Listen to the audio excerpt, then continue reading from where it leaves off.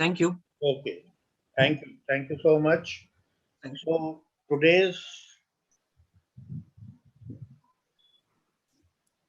IC is regarding negative dysphotopsia. And negative dysphotopsia is such a thing that we encounter it each day. But the problem is that because of lack of any definitive treatment, we tend to dismiss it most of the time. So to begin with the instruction course, I will just let you know the magnitude of the problem and the impact it has on our day-to-day practice. I have no financial disclosure in this presentation. We can't see your presentation. You have But to I am share your- sharing. We are seeing your desktop folder, not the presentation. Okay. I will do it again.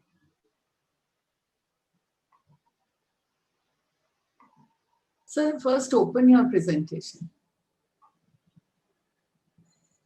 Now can you see Yes. it? Yeah, Yes. now we can see it. Go ahead. Okay. So basically, this is the outline of the whole instruction course. I would be telling about the magnitude of the problem, followed by symptomatology and pathophysiology that would be taken care of by Dr. Prachar. What are the current treatment options? I will be elucidating to that. Then Dr. Mukesh would be telling the deficiencies in the present treatment that are available. And ultimately, we have a new uh, modality to treat negative dysphotopsia in the form of ND ring. I will be telling you about that.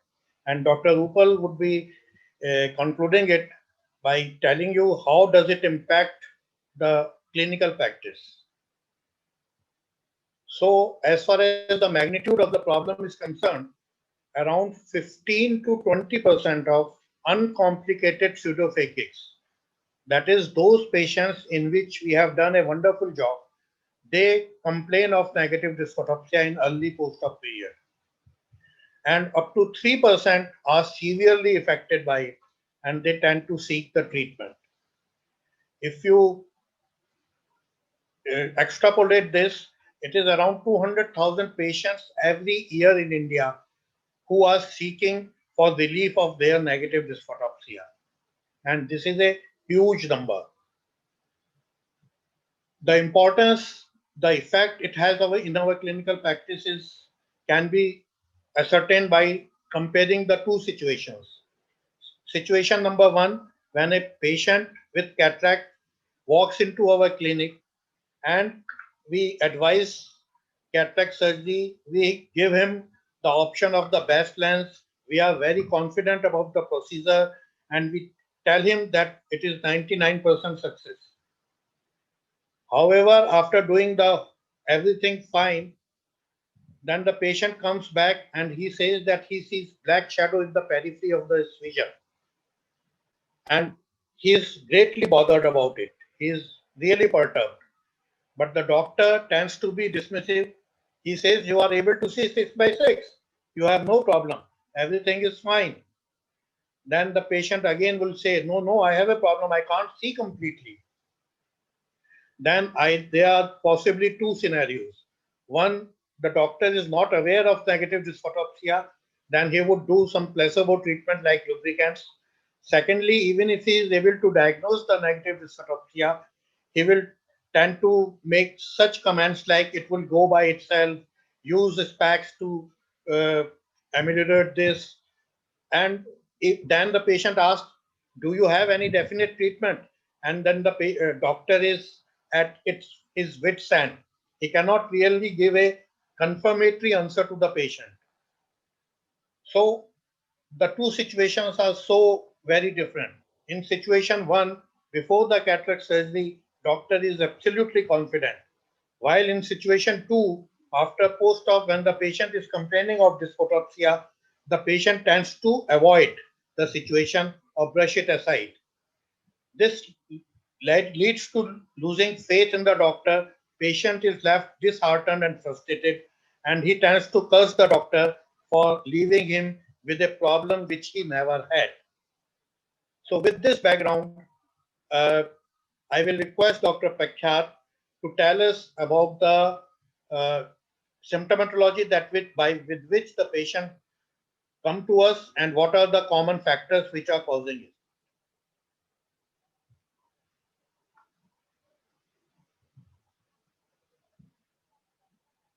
Dr. Pakhyat?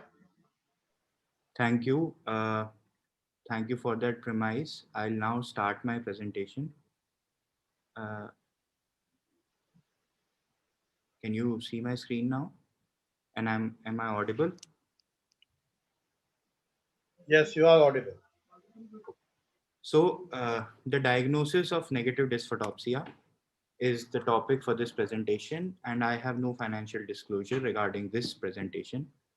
I'll be talking on three major points: the complaints of the patients, or the spectrum of symptoms that the patients complain of when they visit the outpatient department.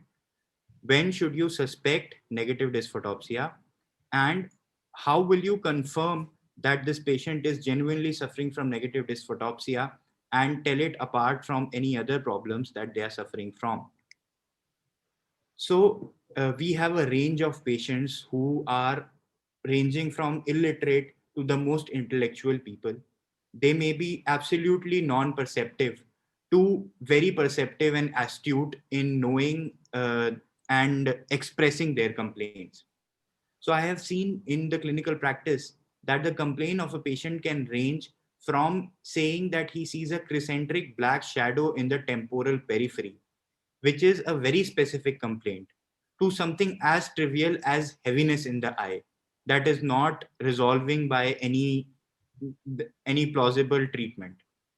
So let's have a look at this patient and let's see what he complains of. इसकी इस side में यहाँ पे धागा सा लगता था, कोई धागा आ रहा मतलब कोई लाइन से। हाँ, तो उससे आपको अड़चन महसूस होती है। हाँ, बस ऐसा लगता था कि यहाँ पता नहीं क्यों नहीं देख पा रहा पूरा इधर से। So this patient complained that he had something like a wire dangling in the temporal peripheral field, which was like an obstacle preventing him from a clear view. So this is a simulation of what he perceived as his complaint. This patient complains that she was not able to see anything in the temporal periphery. It was like a dark shadow, a complete darkness that comes in the temporal peripheral vision. So she has just a simple complaint that कुछ दिखता ही नहीं था.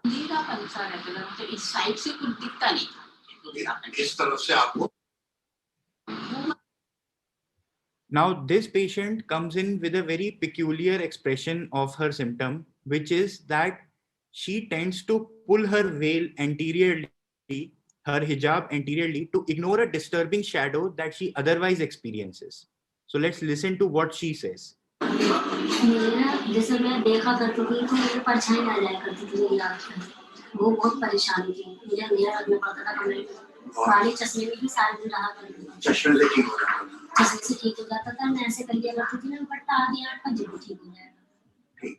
So this patient was really perceptive in the sense that she actually was herself administering the conservative managements of negative dysphotopsia, which is meiosis. So she was keeping the room dark so that the overall illumination would decrease.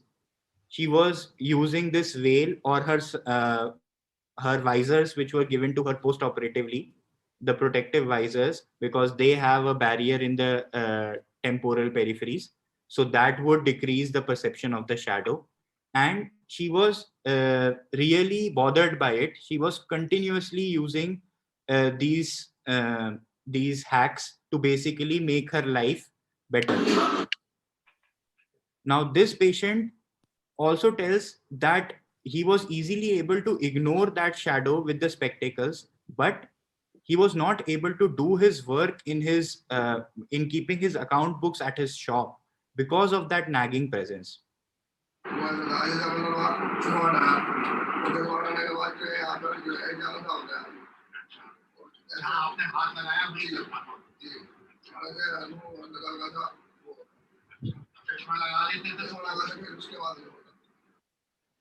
So apart from these, in general, anything causing an obstacle to vision in the temporal peripheral field, other complaints could be that the lateral part of the lids is sticking to each other.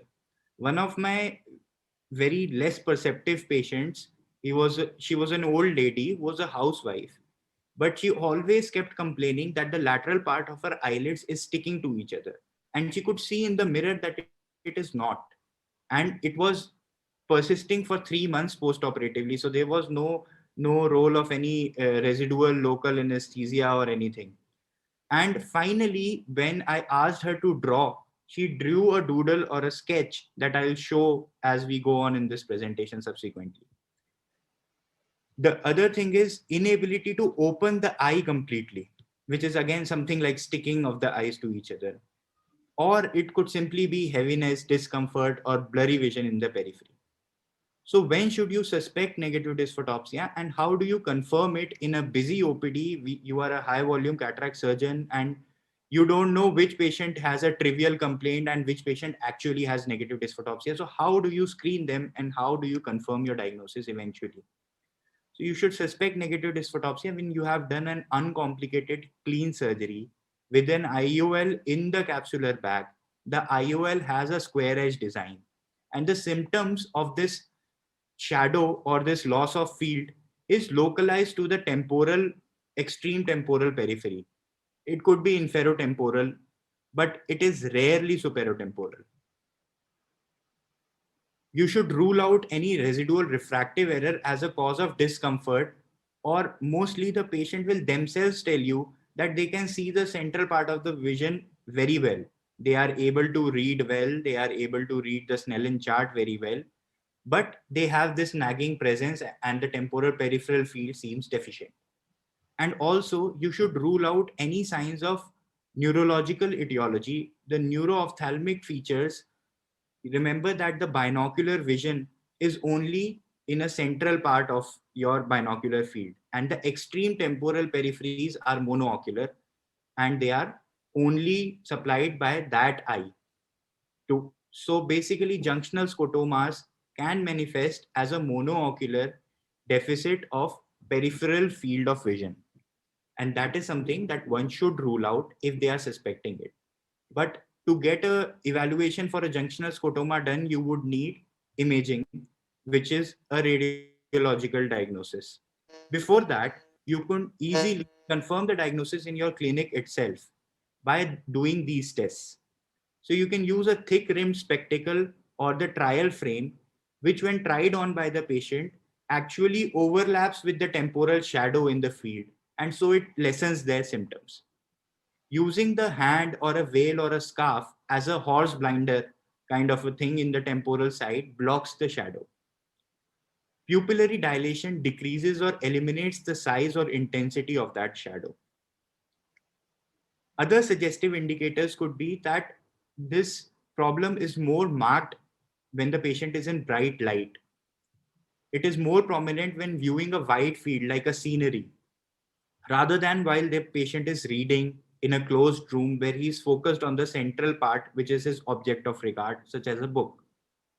And sometimes on adducting the eye, patients tend to perceive a more central hindrance of their field of vision by this shadow. So I actually got a few patients to draw what they were perceiving. So this patient actually drew his field of view when he looks at the sky and he sees this black shadow like thing which kind of comes in the periphery of his field of vision. This patient was actually a retired man who invests in stock options a lot. So he was telling me that while he watches the economic channels on his television, he can read the ticker tape clearly. But he has this concentric line in the peripheral shadow, this black thing, which keeps nagging him. And finally, this is that lady I was talking about. And according to her, the lateral part of her lids was stuck to each other. That is what she felt. I could not figure this out for a long time, but eventually when I got this image, this sketch out of another patient, I realized that this was actually a perception of something more clearly elucidated by this patient. There are a few objective tests. You can do a Goldman visual fields, which has been shown to be sensitive to negative dysphotopsia, the temporal peripheral restriction of field of negative dysphotopsia. But the practical problem with it is that it is not readily available and it requires an experienced technician. Also, the accuracy and the confidence interval of the threshold values decreases exponentially as you go towards the peripheral field of view. To summarize, you should always suspect negative dysphotopsia whenever any form of obstacle or block of complete field of view of the visual field has been described by anything, be it a rope, a horse blinder, or some dark veil, anything. But you should suspect it in a patient with non-specific complaints also when you are not able to localize that complaint to any other refractive or neuro-ophthalmic cause. You should confirm your diagnosis with these clinical tests, which you can do in your OPD, and you should exclude sinister etiologies, as I said. Finally, you can ask the patient to sketch or illustrate, doodle with a pen or paper, whatever he perceives in his field of view, and that gives a good clue because a picture speaks 1,000 words. Thank you. So Prakhyath, you can continue with the next presentation. Sure. I'll continue with the pathophysiology of negative dysphotopsia now.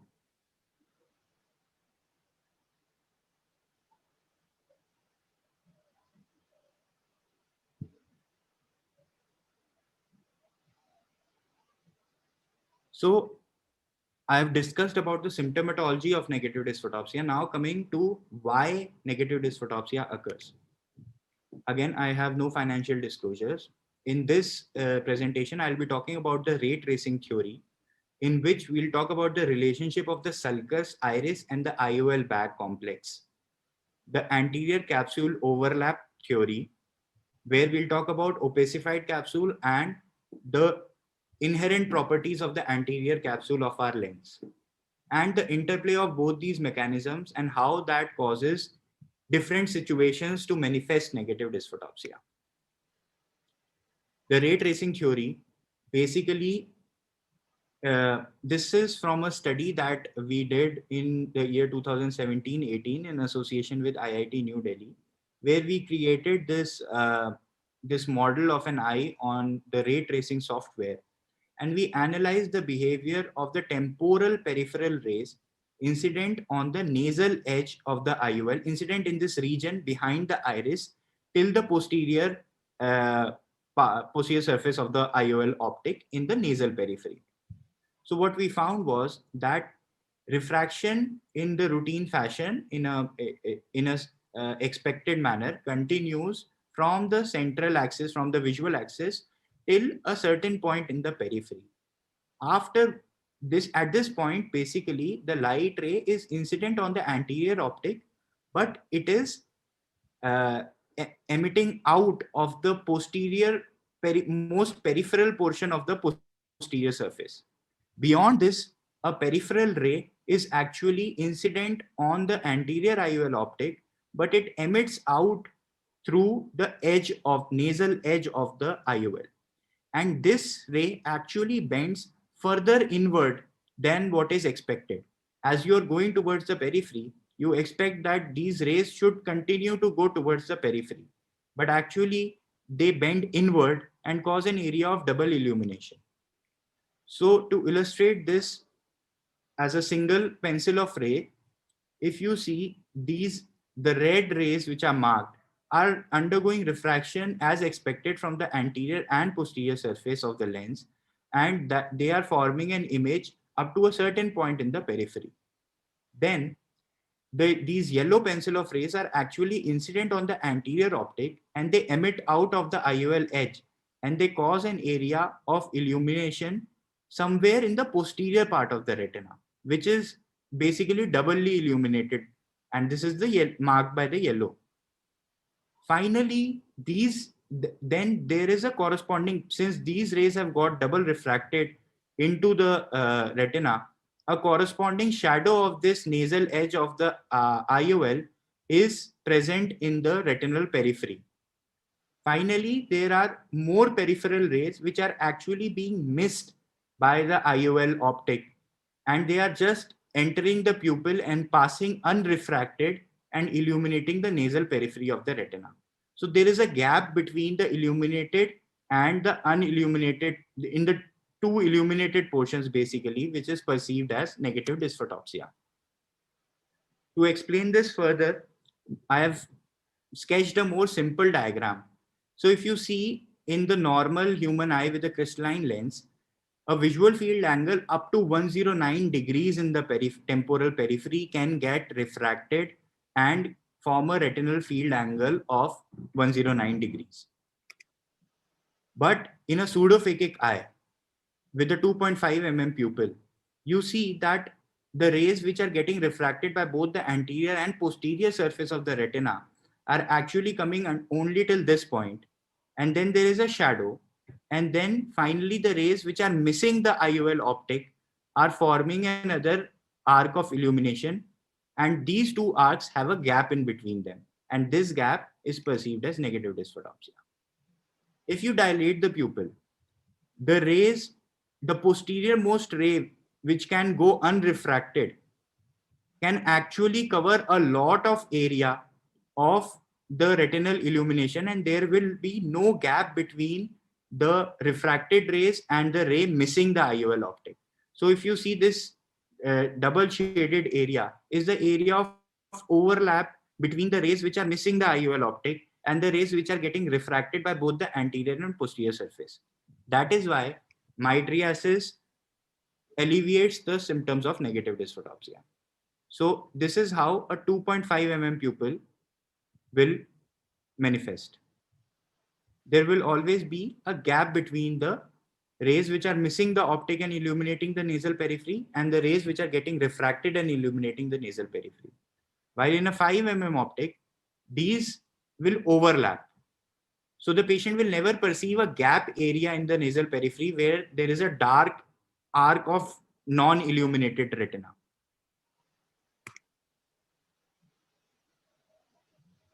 Moving on, what will happen if the patient has negative or zero angle kappa versus a positive angle kappa? So if the patient has a negative angle kappa, as you can see that this is the center of the pupil and this is the optical center. So this is angle kappa, and this patient has a negative angle kappa. So the pupil is more centered, more nasal to the center of the optical center of the cornea and the lens bag. So it is similar to what a 5 mm pupil manifestation would look like, where the rays which are missing the optic are actually able to overlap with the rays which are getting refracted by both the anterior and posterior part of the optic. And that is why a negative angle kappa will be advantageous to a patient of negative dysphotopsia. The patient will not develop negative dysphotopsia, while a positive angle kappa will do just the opposite. So to keep it simple, there are two things that are at play here. One is the distance between the posterior iris and the anterior IOL optic. And second is the horizontal distance between the nasal edge of the pupil and the nasal edge of the IOL. So if you increase the first, if you increase the distance between the posterior iris and the IOL, see what happens. Here, if you have an IOL which is placed more posterior to the iris and there is a large gap, the unrefracted rays can actually pass through to a distant portion in the posterior retina. While if you move the IOL anteriorly, the most peripheral ray that illuminates the periphery is actually only till here. So this basically increases the symptom of negative dysphotopsia. While if you decrease this, the horizontal distance between the nasal edge and the IOL edge, then it decreases negative dysphotopsia, the same as in mydriasis. Now the question is, what happens if the IOL is placed in the sulcus? It comes so anteriorly that the rays which miss the posterior part of the optic, which are incident on the anterior optic of the IOL, and then they miss the posterior optic, such rays are so peripheral that the shadow of negative dysphotopsia comes to the extreme periphery of the retina, where retinal sensitivity is quite low. So since retinal sensitivity is quite low in this extreme periphery, the shadow is not perceived. Now coming to the anterior capsular overlap. As the angle of incidence of light on the anterior capsule increases, means the angle becomes more peripheral from the visual axis towards the periphery, the transmittance of light decreases. So as you can see, this is the incident angle and this is the reflectance curve. So it drastically exponentially starts increasing in a parabolic fashion between 70 to 80 degrees, and beyond 80 degrees, there is significant reflectance. And obviously almost at 90 degrees, all of the light is being reflected. So this red graph is the aqueous capsule interface reflectance curve, and the green is the aqueous IOL optic reflectance. So both are in corroboration and both exponentially increase reflectance as the incidence angle increases. What this simply means is that if a ray was to come almost parallelly, coaxially into a patient's eye, 95% of it will be transmitted, while only 5% is reflected at the interface of the capsule with the aqueous. While if it were to be incident from a peripheral angle, then 85% of it will actually get reflected back and only 15% will be transmitted. This is a natural physiological mechanism to decrease higher order aberrations from the peripheral vision. That is why nature has provided the human eye with this adjustment. But that becomes a problem when the nasal peripheral anterior optic actually reflects all of the light back and does not transmit any light to the nasal periphery of the retina. Secondly, opacified anterior capsules can act as an abrupt barrier to light rays, which can cause that nasal peripheral shadow. So the interplay of both these factors is contributory in the etiology of negative dysphotopsia. A small photopic pupil increases negative dysphotopsia, as I said. A large positive angle kappa. Sorry to interrupt, sir. Yeah. Even the Q&A time is up. Okay, just 1 minute. So basically, all of these causes can be rooted into the ray tracing theory or the capsular axis overlap hypothesis. Lastly, I'll conclude that we should keep our understanding of things simple, because truth is always to be found in simplicity and not in the multiplicity and confusion of things. Thank you.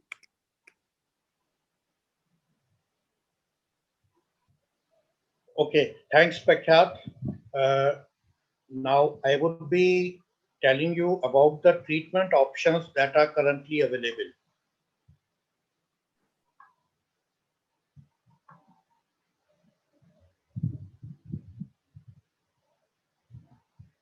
Can you see my presentation? Can Sir, you see me? before you share, you open your presentation and then share. Okay.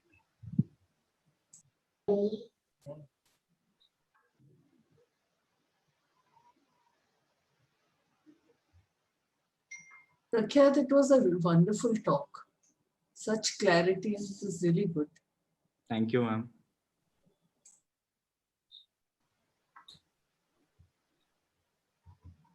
You can just share your presentation after opening it. Yes. In your desktop. Click the Zoom button and then start share.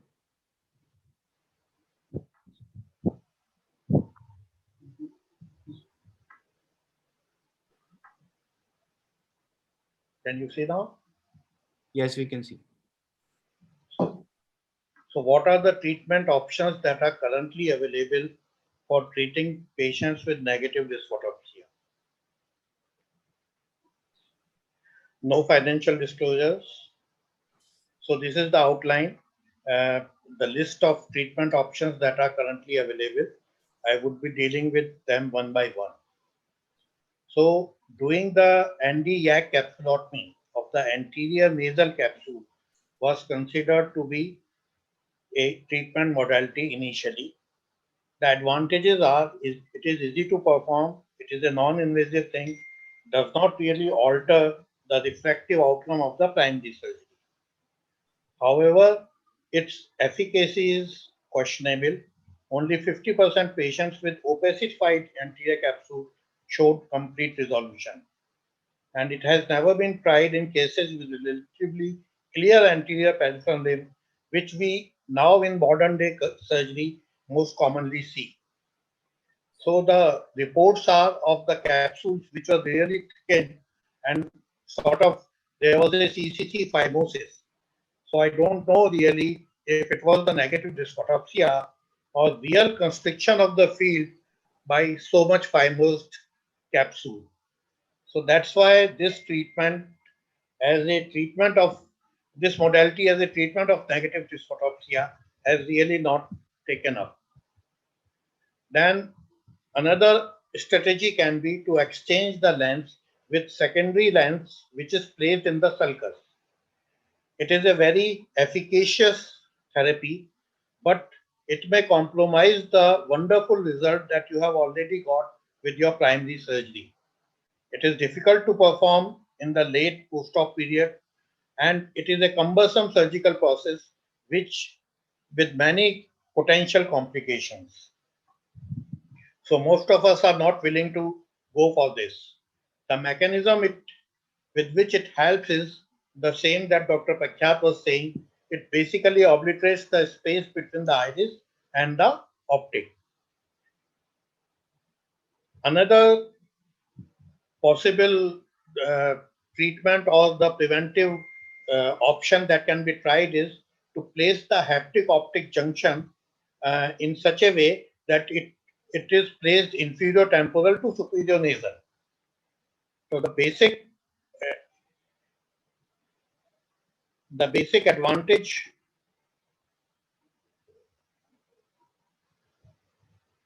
it does not require any cumbersome process. However, its efficacy is doubtful. Now, one can do primary reverse optic capture in a patient who has had negative dysphotopsia in one eye.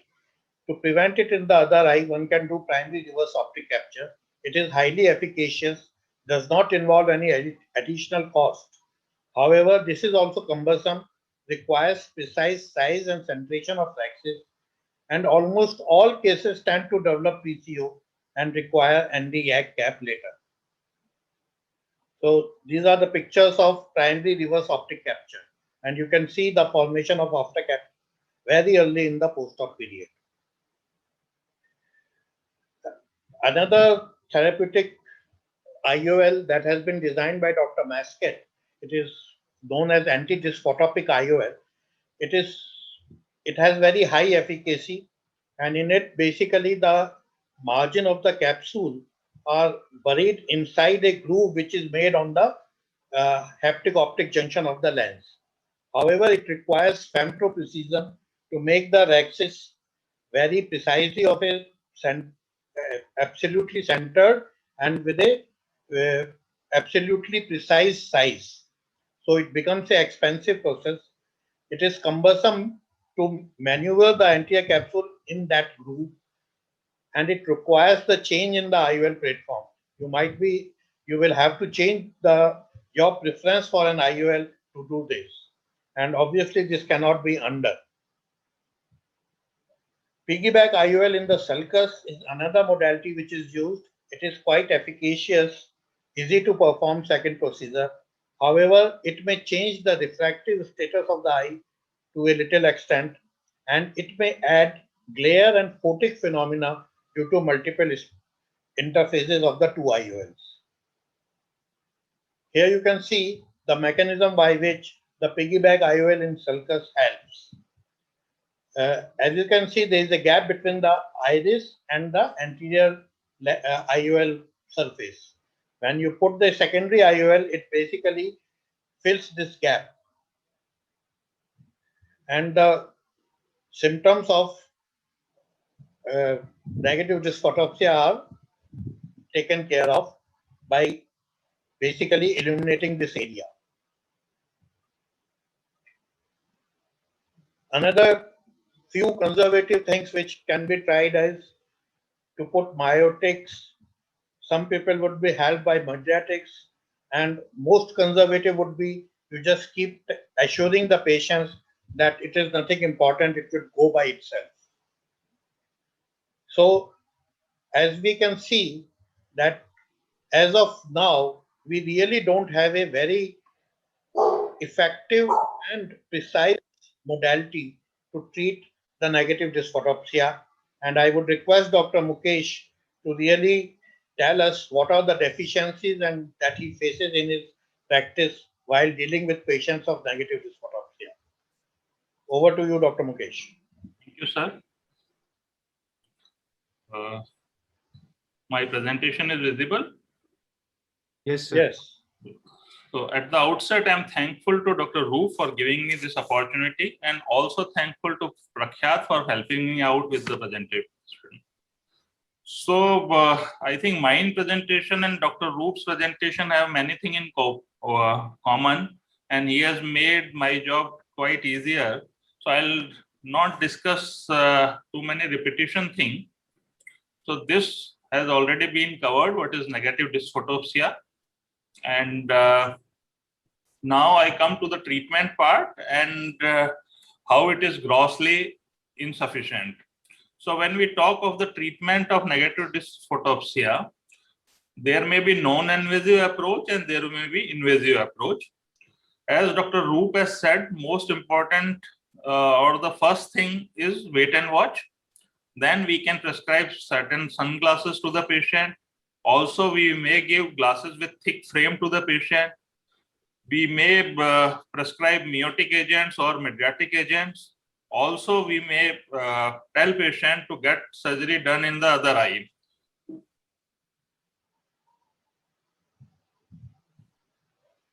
Then there are certain invasive approaches. Simplest is Yaak capsulotomy of nasal anterior capsulotomy, as it's already been described. Also, we can reposition haptic optic junction, again already described by Dr. Roop.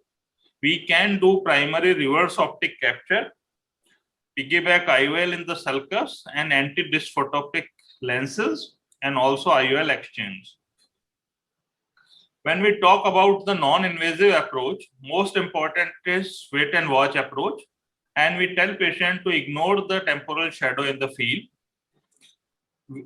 in the hope that brain would undergo neuroadaptation and ultimately patient will not be perceiving this image. This is true also. I think majority of our patients, they report with negative dysphotopsia only in the first year of surgery. I have seen very few patients who were operated more than say 2 years or 3 years back, and then they complain about this particular problem. Then after some time, PCO also may develop, and it can help in curing this particular problem by covering the edge of IOL optic. So this opacification of anterior capsular edge over the IOL will help in cure of this particular problem. So if you are waiting, then these two things may come into the role and they may help the patient. Sunglasses, it's a temporary solution. Patient may use it, but very difficult to go with sunglasses round the clock. Also, we can prescribe patient glasses with thick frames, which may block light from entering the pupil temporarily, but again, it's not a feasible option. Pharmacological agents already been discussed. Both the miotics and mydriatic, both the agents are described to treat this particular condition. Miotics generally are poorly tolerated, may create lack of contrast, etc. So, and sometimes it may cause paradoxical increase in negative dysphotopsia symptoms. So it's not at all a good option. Similarly, mydriatic agent, They may resolve symptom in vast majority of cases, but it's very difficult to tolerate. There are problems of dilated pupil like glare, photophobia, aberrations, etc. So these agents are not at all a good therapeutic modality. Then the other option is of operating on second eye, in the hope that when second eye regain full vision capacity, patient would be less dissatisfied. If you are operating second eye, then you should be using IOL with the rounded anterior edge, so that there will be less of dysphotopsia in that particular eye. Also, we should choose a IOL which should not have too high a refractive index, and also we should ensure good coverage of lens edge by capsular margin. We can hope by doing surgery on the second eye that patient may begin to ignore the negative dysphotopsia in the fellow eye by increase of the visual field, as it's been already described. Then the invasive approaches, YAG capsulotomy is simplest of thing. What is done here is that nasal edge of anterior capsule is removed by the YAG cap.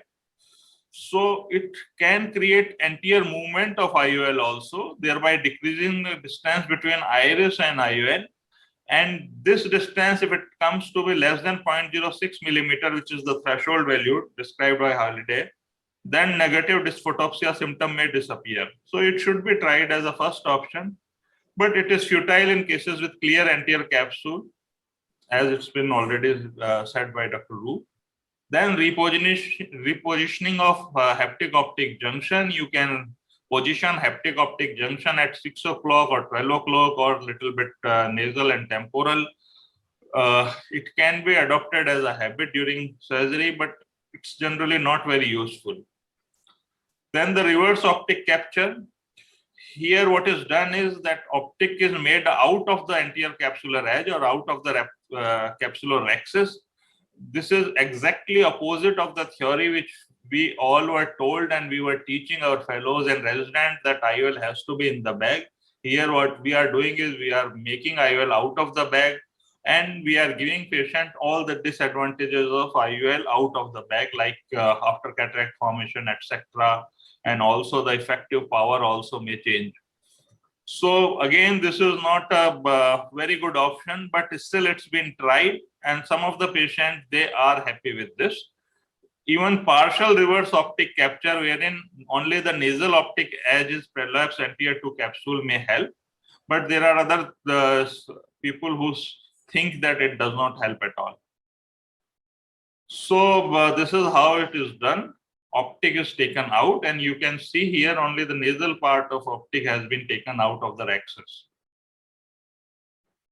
Piggyback intraocular lenses, Sulcoflex is being implanted here. So this is again not at all a good option for just to treat a negative photopsia. We are doing such a thing, we are implanting another lens with all the attendant disadvantage of it. So I don't think it's a good option to try. Then one important and a new modality is anti-dysphotoptic IOL. Dr. Roop has already described it. Morsher has come out with this. Here there is a groove around the optic which captures the circular anterior capsulotomy, so that the anterior IOL surface overlies the CCC ray. So majority of optic of IOL would be out of CCC. So ideally you require a perfectly circular and centered axis. So it can be only achieved by femto laser. So it retains all the benefits of in the back surgery.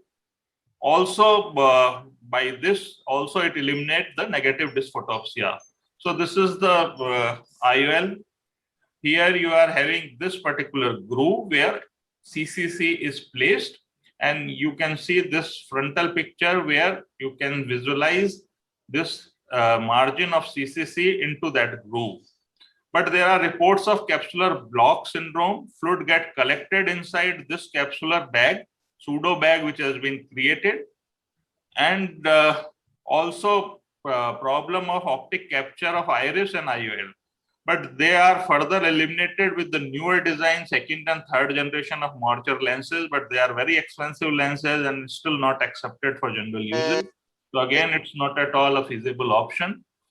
Then the other option is IOL exchange. you take out that IOL and place IOL in the sulcus, a 3-piece IOL. This will ultimately remove the negative dysphotopsia, but a very drastic approach to deal with this particular problem. So again, it does not seem to be a very attractive option. One can do back-to-back IOL exchange, wherein you can implant a round-edged silicone IOL, but they are no longer available. And again, it's not seems to be a good option.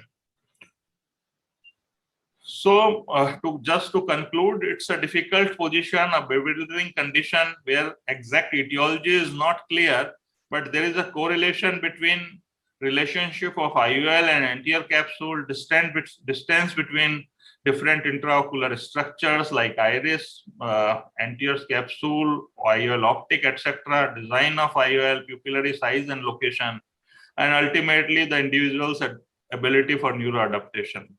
There are so many unresolved issues here with negative dysphotopsia, especially with the treatment of this particular condition. So there is a long road ahead. We need a single but short intervention. And this intervention should not be, it should require a very short kind of procedure. It should be easy to perform. There should not be any antecedent risk available to this. This has to be efficacious and predictable solution. So I think we are seeing something in light, and I believe Dr. Roop would be highlighting on this. This is a complete new innovation by Dr. Roop himself. So with this, I finish off my presentation. Thanks a lot. Thank you for your kind attention. Thank you, Dr. Mukesh, for your excellent presentation.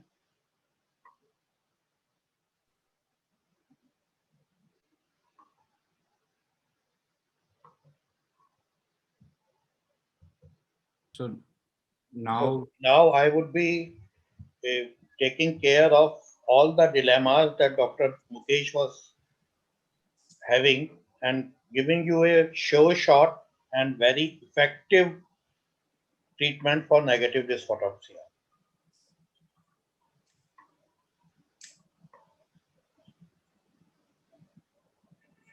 I'm sorry.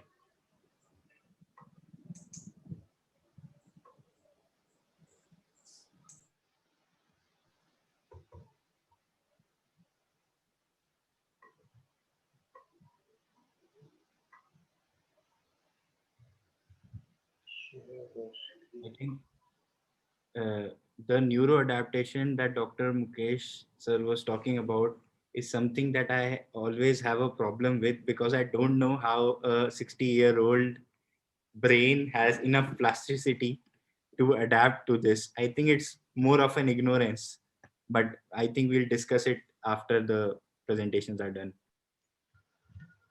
So now I would be telling you how to manage negative dysphotopsia decisively. Definitely, decisively, efficiently, and elegantly. So this is a device for which IPR or the patent application is pending in India. The overview is the theory of the causation of this, the timeline of this development of this innovative device, simulation and prototyping, mechanism of its action, surgical technique, and clinical study. So as has been already told, while doing the some work on a new IOL platform, while doing the ray tracing, we reached to a conclusion that,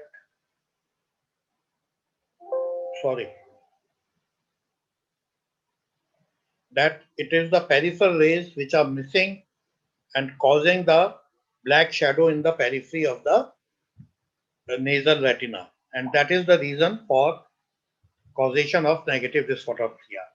It is more or less an orphan disease. Nobody has really taken up to treat it in a very positive way. It was first described in 2000 by Davison et al. And then it was only in 2005 when Robert Osher again described it in some of his patients. Then Masket et al. Did some work on its etiology. In 2017, we started discovering this problem ourselves. Holaday came out with a article which really sort of confirmed the etiology. And in December, we filed the patent, and in June 2018, we started the pilot study. Dr. Pakhat got ASERS winning pitch prize as a third place for this device in 2019. In June, again, more data has come out, and this device has been made available in February 2020. So what does ND ring do?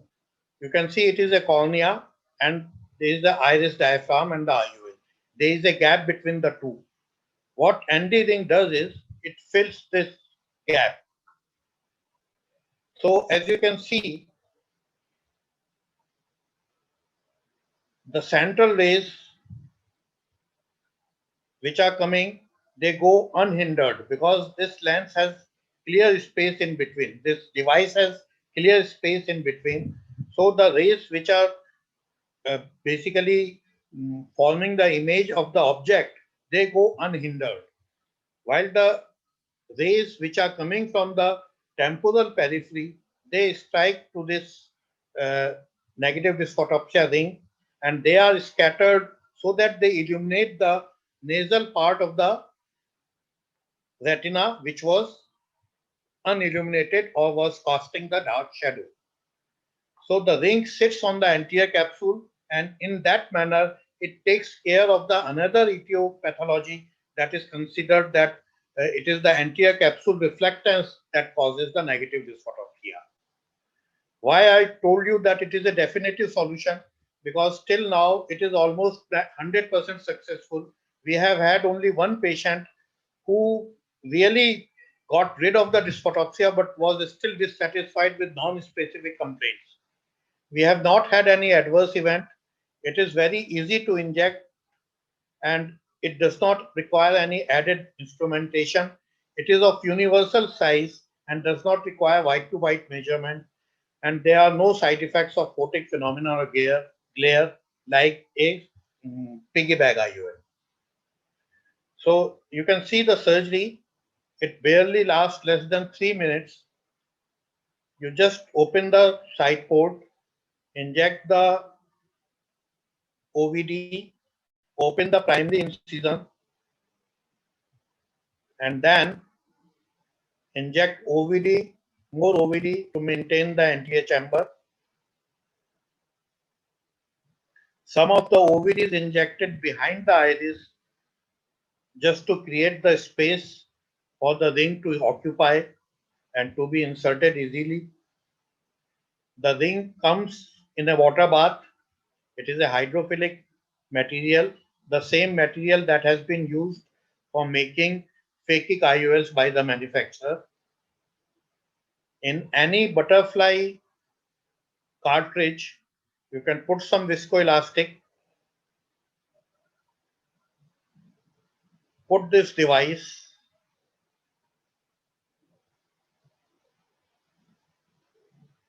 and basically fold it like a taco. You just fold it on itself.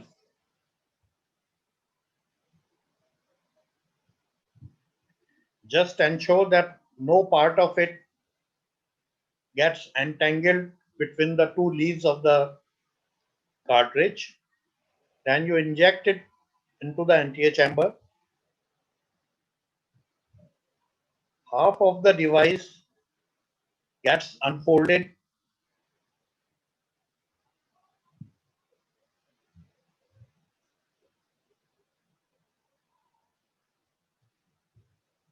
This part of the device gets unfolded, so you tuck it first.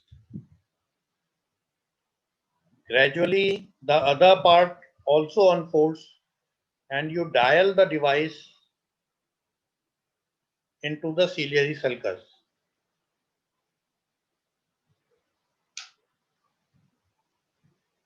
Anybody who can do a cataract surgery can really implant this device without any learning curve. So once it is in the sulcus, you just tend to center it, and you basically tuck the haptic centrally so that none of the iris tissue comes in between the device and the sulcus. One remove the viscoelastic and in the end,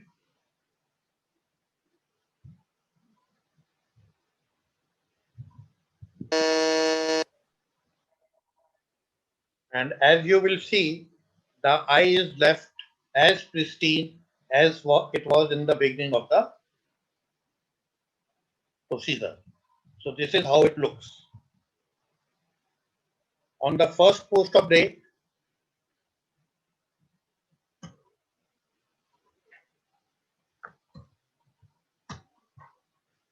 on the first post-op day, the eye is quiet. The ring is resting on the anterior CCC rim. You can do the anterior segment OCT and you can find that ring is occupying the space between the iris and the anterior surface of the lens. When you shine the slit from the temporal side, you can see the edge of the ring shining. We have done around 20 eyes of 18 patients. Some of them we have done prophylactically, others therapeutically, and almost all the patients have not complained of negative dysphotopsia after that. So negative dysphotopsia does impact the life of the patient, and it has a huge burden if we see the worldwide figures, or even if you see it in the context of India. And what is important is that it is an iatrogenic effect. It is due to something that we have done to the eye, and we really have to have a very definite treatment to treat it. And a reliable solution would lead to a confident surgeon, and ultimately we can strive for 6 by smile. We need every patient smiling like him. Thank you so much. Now in the end, I would request Dr. Rupal to really tell us how does it positively impact the clinical practice, a definite treatment in our armamentarium. Thank you, Dr. Roop. At the onset, I would like to thank Dr. Roop for this opportunity and for having thought of such a wonderful symposium, which is also a very important topic which needs to be discussed in main forum. Because all of us, I'm sure, as cataract surgeons are facing this particular problem day in and out. And many of us are just ignoring it or telling the patient to ignore it and not really coming to a conclusion about the actual treatment option, which is now available with your efforts as well as your so much of thinking and into that problem to find a solution. I would also like to thank Prakhyat for helping me out with the presentation. So managing negative dysphotopsia decisively is very important because it impacts patients' This moral. patient presented And to as her you can surgeon see on here, postoperative day 1, angry and annoyed. She had been experiencing negative dysphotopsia symptoms and was not at all convinced by the counseling offered by her surgeon. Here, she's being interviewed after successful management of negative dysphotopsia. तो अगर मैं आपको ये कहता कि भाई ये तो ऐसी चीज है इसका इलाज नहीं है तो आपको क्या लगता है? आपको तो सर गुस्सा आता है पहले तो आप आया मेरे को फायदा ना हो बेकार ना इस तरह से ठीक है तो फिर हमने दूसरी आंख भी आपका हो गया था हां जी उसका भी ऑपरेशन होना था अगर हम कहते हैं कि भाई दूसरी आंख में भी ऐसे ही होगा तो आप बनवा देंगे दूसरी आंख नहीं सर कर लगा मैं तो आपसे बोल रहा था कि सर ऐसी मजाक इस आंख की समझ so nothing shatters a patient's confidence in their surgeon more than their inability to correct something they caused. So if somebody comes to you for a solution of something and ends up with another problem, they are going to lose confidence in you, and that's not something that we want for our patients. But there is hope of light at the end of the tunnel, which can re-establish the patient surgeon's confidence. lack of a reliable solution can make a person jittery of committing to treatment. So we ourselves have found that if a person comes with always a complaint, never happy, after doing a fantastic and a proper cataract surgery, then you also tend to feel like ignoring that patient, and you also are not happy about the outcome. And you know that you could not have done it in any better way than what you did. And yet the person ends up being unhappy. This is not good for your morale as well as for your patients. And patients then go around telling other patients that this is not a good surgery. They don't normally also go for the second eye that easily. I remember a patient who kept saying that my lids are sticking on the sides, and till this gets solved, I'm not going to do the other eye surgery. We stalled for almost 6 months, 1 year. We tried all these options. So we tried the ND-YAG cap of the nasal rhexis. Didn't work in this particular patient, but she thought that we tried something, and then ultimately I think she just allowed us to make her believe that this is something that she's imagining, and over a period of time got tired of really complaining and then got around to accepting the situation, which is not something that you want as an end. You want the patient to be truly happy and not just convince them to be happy about whatever outcome they get. So as has been already discussed, there are a number of things that have been tried as solution, including ND-YAG caps, the capsulotomy of the nasal rhexis. And as you know, it is not effective in most cases. Reverse optic capture is not a very easy thing to convince a person, because you are not sure whether it's always going to give you a good outcome. And you also need to be a very good surgeon. Your initial capsulorhexis has to be perfect. Anti-dysphotopic IOL is again not a very practical option, because then you are stuck to only a type of IOL, which is again may not be your patient's choice. And you would need a femtosecond laser, which is again not possible in our scenario to be able to do it in all cases. And piggyback secondary IOL again is not easy to perform. There may not be enough space. It can also have its own set of complications. And so all these solutions which have been proposed and tried are not really a great solution to offer to your patient. But for want of anything better, we have been selecting one or the other options, and ultimately otherwise just trying to tell the patient to live with whatever has happened. And this lack of commitment from surgeon leaves the patient feeling abandoned. They feel that they came with a problem, you tried to give them a solution, you've painted a rosy picture, but you could not deliver. And therefore, you need a definitive management strategy. So first of all, you should counsel and inform about the treatment options. The second thing to do is offer them efficacious treatment, which is possible today. Then it's very easy for them to be persuaded for the treatment if you're going to be sure of the outcome of the treatment. What happens with all the other modality of treatment is that you yourself is not so sure whether that's going to work. And that comes across in verbal, non-verbal ways. And so a patient to undergo another procedure in a scenario where they're already mistrusting you is not going to be easy. It's also going to be more expensive for you, because you're going to do another procedure which may or may not work. So if you have a definitive modality which is surely going to work, then it is something that's the solution. You can counsel them by answering the most commonly asked questions, that negative dysphotopsia is not going to diminish vision, that it is not progressive. In most cases, you do stop noticing it as the time passes, but treatment is available if you opt for it. And initially, you may try with non-invasive options so that the patient knows that you are trying something. But if everything else fails and if the patient still remains uncomfortable and unhappy, then definitive, efficacious and safe treatment and prevention options are available which have been so nicely described by Dr. Roop in the previous talk. And it's all the efforts of so many people together that actually gives answers to the questions that patients have to pose. So let us observe your symptoms for resolution in due course of time is what you can counsel. And you can also then put in a caveat saying that I have a definitive treatment you can choose to undergo anytime.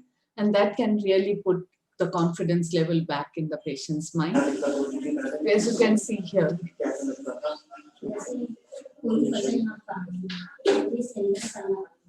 सांस भी लगी रहेगी लेकिन स्पंदन नहीं करती है स्पंदन इसी तरह अब आपको उसके बाद से वो ठीक है लेकिन ये वो ऊपर जाएगा आपको ऐसा करने की जरूरत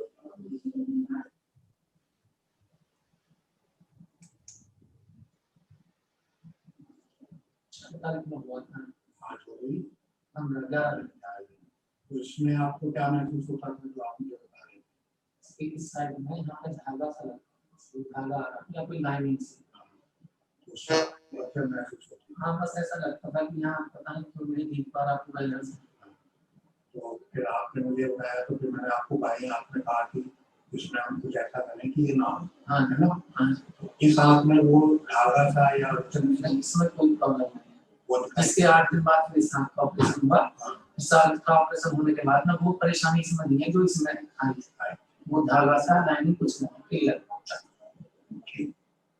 So you can have a prophylactically also done in one eye where patient has not benefited, but has been suffering from negative photopsia in the other eye.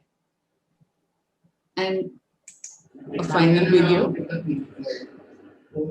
ये जाना सा या पूरा आपने तो क्या लिखा वो लगाया होगा तो ना उधर वाले के बाद ये आप लोग जाना ना और आपने बात किया जैसे ऑपरेशन के बाद हुआ था कि मैं ना वो ऐसा का वैसे ही टास्क करेगा उससे आपको अपनी आम जिंदगी में काफी परेशान की दिक्कत फीलिंग तुम्हारा बैठेगा तो अभी मुझे तो बोला तो अभी बोला आपने जब उनके लिए काम किया करके लड़ाई तब आपसे पूछा था तभी आपको message So finally a smile that reaches their eyes. So don't ignore, don't surrender. Conquer the problem. Thank you. Thank you, Dr. Rupal. You have really summarized it. And the most important thing is that there are still many patients who would be happier with time. But once you have a definite solution and you are sure to offer it, then waiting for that conservative treatment to have its effect is more easy for the patient and also for yourself. Yes. Just keep counseling them and having this feeling in your mind that you really don't have a solution for this. That is really what is not very good for the surgeon in the clinic and also the patient who is sitting in front of you. The patient doesn't believe you, sir, because he knows that you have no solution. You are just trying to talk them out of it. Yeah, that is what it is. So once I have had this device, I am forthright. Even on the first day, I would tell, if you want to wait, you can wait. Otherwise, I can do it today itself. Most of them would be willing to wait, but then they are assured that they have a solution in case it doesn't work with time. So that is very important. So, sir, I wanted to ask you, for how long do you wait for the symptoms to go? Ma'am, usually 3 months, as is often quoted in the literature. But the lady that you showed, such patients, some patients are almost neurotic. She was saying that you have played a joke with my eye. Yes. So for that type of a patient, I can even go in after 3 days. So is there a point in waiting? It again depends how the patient takes it. If a patient is not that much bothered and he is really convinced by your assurance and he is willing to wait, we can also wait. But if there would be a patient who would say that, no, I can't take it for 3 months also. So we can do it anytime. How costly are these rings? Ma'am, as of now, they are giving it free to the surgeons, the care group. Really? Yeah. So we have not had any commercial advantage of it. Well, I have few questions to ask, sir. It's really a wonderful innovation, I think, and this will go a long way in treating this difficult problem. But I just want to clarify a few of my doubts. One is that I missed out on it. How much is the gap in this ring? Like, what was the The gap internal between amplitude? the gap between the iris and the anterior surface of the lens is around 500 micron, and this lens is about 250 microns thick. So it basically occupies half of the space. Uh-huh. I So think that it was is another thing which I was about to come, but my original question was, what was the initial optic size or empty optic size of this particular ring light? 5.5. Holo of internal. 5.5. Hanji? 5.5. 5.5. Okay. So in general, like most IOLs, they have an optic size of 5.75 nowadays, which we are using. So if there is some amount of decentration of that particular IOL which we have used initially, then there may not be optic coverage by this ring. It may be outside the optic also, depending on the centration of initial IOL. So I guess 0.25 millimeter here and there IOL may be implanted initially depending on the rhexis and other things. So will it create some problem or the result would be same? Actually, Dr. Mukesh, you have asked a very good question, but you take it this way. If the lens is decentered towards the nasal side, then patient would be having the problem of negative dysphotopsia, and then this ring would be falling over the optic. But if the lens is already displaced temporarily, then the rays which are missing the lens would be illuminating in any case the periphery of the retina. That patient would not complain of negative dysphotopsia, and you will not need to put this ring over there. And in any case, wherever, whatever be the centration, this ring would be in the periphery. So it is not going to impact the, basically it is not going to either improve or decrease the result of your primary surgery. That is the beauty. Because most of the time we have had a very good result, refractive and otherwise. And we really don't want to disturb that. So what this ring does is, it doesn't disturb the result of the primary surgery. Is there Any? Yeah. Is there any, because you are not sizing these rings and there is only one size, would it cause some movements or touch the iris or do anything of that sort? Ma'am, Cause the recurrent iritis? made are very pliable, and these are the same type of haptics they are using for piggyback IOL. And because there is no optic, even the ring is slightly pliable. We have given the notches. So we have not really seen any patient in which the iris is sort of impacted by this ring, or it is coming anteriorly or touching the, or even occluding the angle. We have done gonioscopies and the angle remains open. So I'd like to add a point here. The way the implant is designed, its haptics are really thin, and there are 3 hinges in the haptic. If you see the ring, there are 3 very thin zones, and those zones, basically the shape of the haptic changes from this to this very easily, because there is one hinge here, and another hinge here.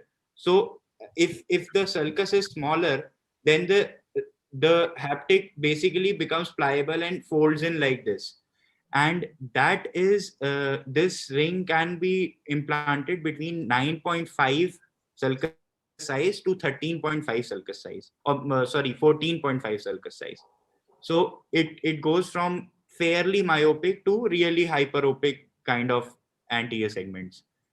Plus, another thing which I wanted to add is that a piggyback lens that we have seen. There was a which was quoted the study which did a biomicroscopic analysis with the UBM and everything, and they basically corroborated the finding that the secondary IOL in the sulcus piggyback lens basically acts as a spacer. It pushes the iris anteriorly and it slightly pushes the lens posteriorly. So it increases the gap. And that gap acts in the same way, the way I had shown in the mechanism.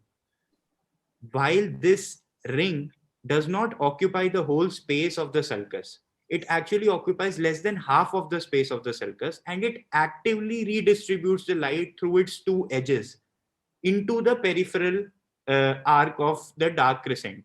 So basically, the idea is to have a thin pencil of rays which is coming, and it is then spreading out actively by getting refracted from the inner and the outer edge of that ring.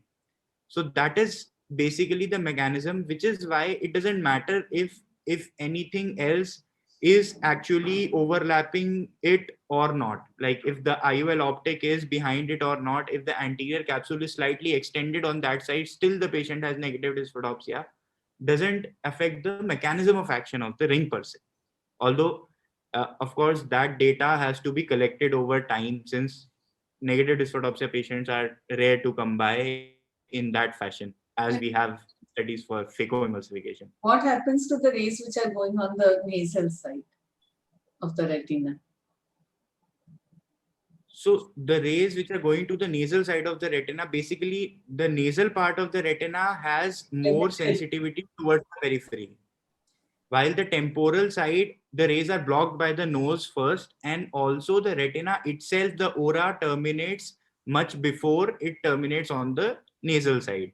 So that is why the sensitivity towards this this lack of illumination or the square edge of the optic obstructing the light going to the nasal periphery is appreciated on the nasal side, while the same is also happening on the temporal side. But since the patient is used to a nose there, so mostly it will not occur on the temporal side. That is why So already the field is restricted because of the nose. I often give my patients the simile of the frame. I tell them, if you wear glasses, you will never able to see the rim on your nasal side, but you can appreciate the rim on your temporal side. So I explain them that's the same way you can really appreciate the edge of the lens on this side. So this is nothing abnormal. Even in glasses you have this, but you take it in your stride. You can see, you can never see your frame on your nasal side. You can always appreciate on your temporal side. Few more doubts or the clarification which I would like to ask here.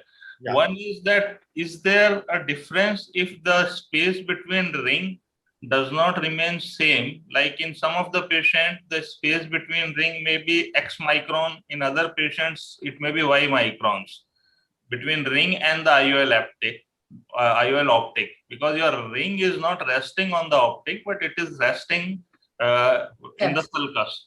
So will it cause some amount of different internal reflection and made is it have some potential to create some of the optical problems? One. Second is that did you give a thought of having an opaque ring instead of this transparent ring? Because that may also reduce or you may get away with negative dysphotopsia, but problem of or the anticipated optical problems may not be there that way. I have got no idea. I'm just asking you. These are some of my, and second, the other thing is there an square edge or sloping edge, anterior edge is there in this particular ring? And is there some angulation also, anterior angulation or posterior angulation vis-a-vis haptic and this ring in the design? So these are some of. You would take it? So first, there is no angulation. It is absolutely straight. Practically, the two edges are biconcave. It is a free-form surface to be exact. But if you could grossly construct the geometry, it is a biconcave. Inner and outer edge, superior and inferior portions are flat. And if there is a gap between the IOL and the ring, then it would cause a few more edges which are causing scattering of light, which has incidentally been one of the hacks which has been described for treating negative dysphotopsia, is that you can have, like the edge of the sulcoflex, it can scatter light to different directions, or you can have like something like a frosting of the edge, which can hazily distribute all of the light and scatter it to the periphery, and that can elevate symptoms of negative dysphotopsia, although that is not the mechanism which has been engineered for this device. But it definitely will not cause any optical phenomena, because everything is occurring in the periphery of the nasal side, which is already suffering from negative dysphotopsia, but may not be as effective or may not give as predictable a result, but that remains to be seen in future. Lastly, the thing of an opaque thing that can be implanted in the sulcus has already been tried, and it doesn't work. It is kind of the same thing as saying that we have an anterior capsule phimosis or a thick fibrotic anterior capsular rim, which is blocking all of the light and causing the patient to have a shadow in that peripheral side. So it has to be basically something that gives light to that area of the dark periphery. May it be mydriasis, may it be pushing the lens back, may it be pulling it so anteriorly to that it gets stuck behind the iris, so that there is no space for the third illumination arc, and the patient can absolutely not appreciate that peripheral dark shadow. So I think Yeah, so that's I the think it seems to be a very, very promising innovation, and I think in the long run it will be able to help all of us in a great extent, because these patients are really very nagging, and we all see such kind of patient. So seems to be very promising. My best wishes, and I think congratulations also to both of you and all your team for this wonderful Yes. innovation. And the best thing is it is from India, something new from India. It's, That is the best part. it's really creditable. Congratulations. Thank you. Okay. Thank you, everyone. The time is up. Sorry to interrupt, Yeah, but sure. We are over. thank you, sir. So I'll also like to grab this opportunity by thanking everyone. It was a fantastic and insightful presentation by all our speakers, and amazingly moderated by Dr. Prakhyat Roop. Let's have a huge round of applause for our speakers. Thank you, everyone. By this, we come to end of this day in Hall Shields. This is your host, Raj Bajaj, signing off. Take care. Stay safe. Thank you. Thank you. Thank Thank Thank you, you sir. so much. Thank you, everyone. And stay safe, everyone.